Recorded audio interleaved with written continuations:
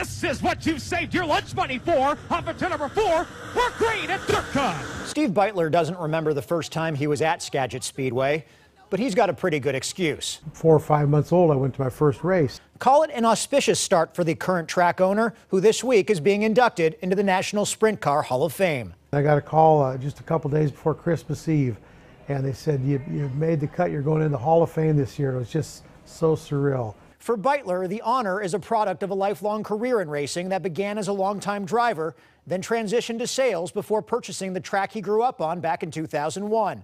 17 years later, he now oversees operations at 3 tracks and was named National Promoter of the Year by Racing Promotions Monthly, an award for which 1,200 short tracks and drag strips are eligible. You know, I just always had a vision of what I thought a racetrack could be and should be, and I saw a lot of tracks across the country, how they were run. I saw things I liked, I saw things I didn't think was the best way to do it. So I tried to incorporate all the ideas I'd seen over the years. Which is exactly what the struggling Skagit Speedway needed when Beitler took the plunge to buy it in 2001. I tell people it's like buying the Titanic after it hit the iceberg.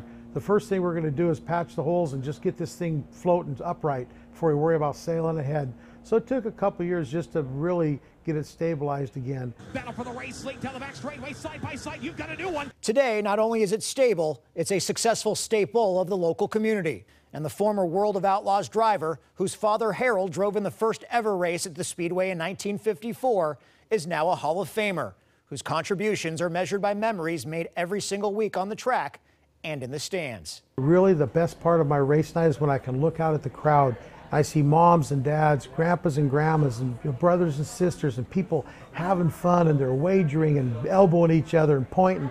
But just seeing all the families out there having fun together, to me, it's so gratifying to know that in a small way, I brought everybody together and gave them a night of entertainment out that's affordable and exciting and fun. And when they leave, they're going to be talking about it for several days.